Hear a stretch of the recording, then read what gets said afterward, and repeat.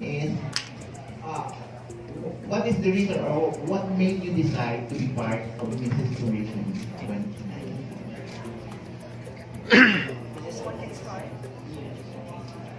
First of all, thank you for the question, and thank you also for being here today, for making time to be here today. Why do I want to be part of this pageant? When I read the post about Mrs. Tourism, I really like the idea that it has no discrimination. It has no particular height or weight requirement. That's something I really like about this pageant, because gender equality is one of the things that I really highly advocate. In fact, I have a radio advocacy or a radio program related to it, which is Gender. Oh my God.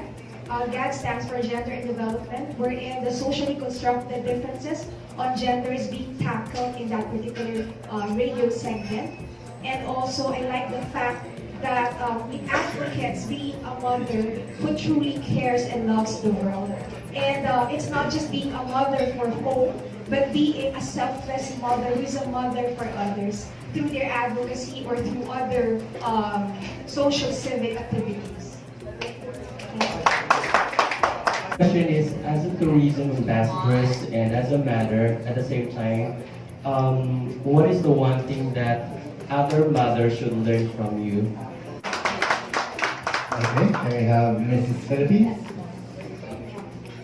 One thing I've learned that I wanted to share to a mother is that being a mother is not just a biological context. It is something that comes from the heart. Because like in my case, I may not be a mother who have raised someone out of my own womb.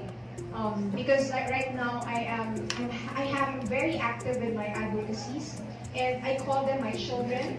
Like I have 4 advocacies, and one of the advocacies that I support for children is called Lapis at Modelo para sa Kabataan, for the underprivileged kids, wherein we give out school supplies and we give out other things that they need for school, as well as catechism and discussions about how they can protect the environment. So it may not come from me out of my own womb, but it came out of my heart. So being a mother does not limit someone who may not have the capacity as of the moment, because some may be solo parent, some may be adoptive parent, some may be father who are taking the role of mothers. But being a mother is being someone with a heart. Thank you.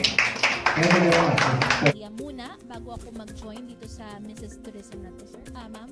Hindi siya required, but if I'm going to advise women who would like to join in this pageant, I would like to suggest to them that if they want to have a better chance of course, sino bang hindi gustong manalo, di ba?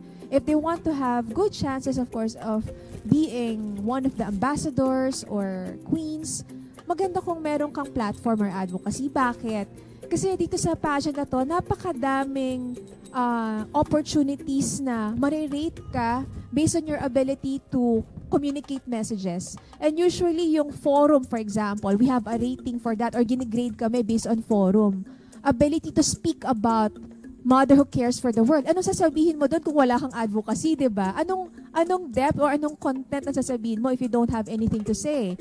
Even sa Q&A, ang mga tanong sa amin doon is related to environment, related to tourism. So if you don't have a strong positioning, mahihirapan ka. Kasi parang malabnaw or shallow yung approach mo. So to have a deeper context when you answer questions, you need to get it somewhere else to inspire you, so that when you talk to people, you communicate to them, you can build rapport better because you know what you're talking about. Hindi lang siya pinulot sa libro or hindi siya pinulot sa Q&A books. Kumbaga, it's something based on your own experience. And I think that's a good suggestion for those women who would like to join this pageant. They need to start with their advocacy so that when they enter the pageant, they are strong with their purpose, why they are doing it. Because in the first place, France and Katropang Jazz, ang pag-join ko rin naman ng pageant na to may pinanggagalingan eh. Of course, when you have a crown and a sash, you don't just do it for photo shoots. You do it because of influence. And why do you do it because of influence? Because you know that influence can also help further other people. Like if Is that she has para sa mga katropa natin dyan na nanonood. Go ahead, ma'am.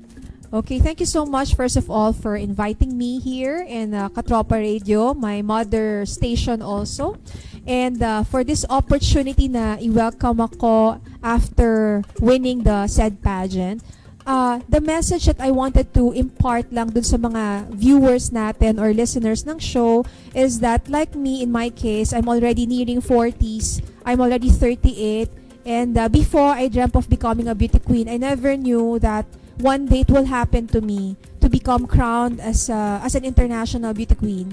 And I know that this is not yet the end of my dreams because this is just a start of it. Yung dream na yun is not just for me, but I have a better cause why I do things the way I do.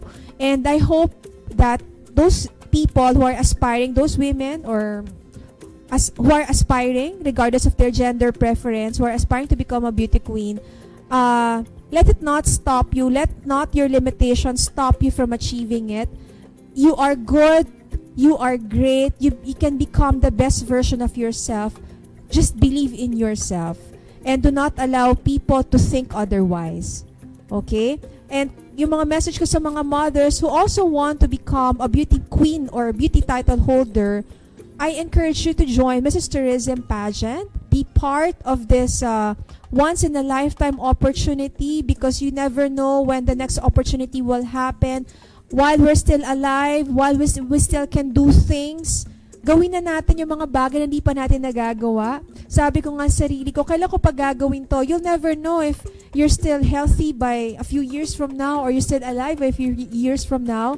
So habang kaya mo pa, gawin mo na yung mga bagay na hindi mo naiisip gawin before or parang nag-aalinlangan kang gawin before. Have that end in mind. Kailangan we have to continue dreaming, not because nagkaroon ka na ng anak, nagkaroon ka na ng family, you don't stop dreaming just because of that. Kailangan alagaan mo pa rin ang sarili mo. You also have personal dreams for yourself so that alam mo yung achievement mo kasi nagta-translate din yon on how you're gonna take good care of your family eh.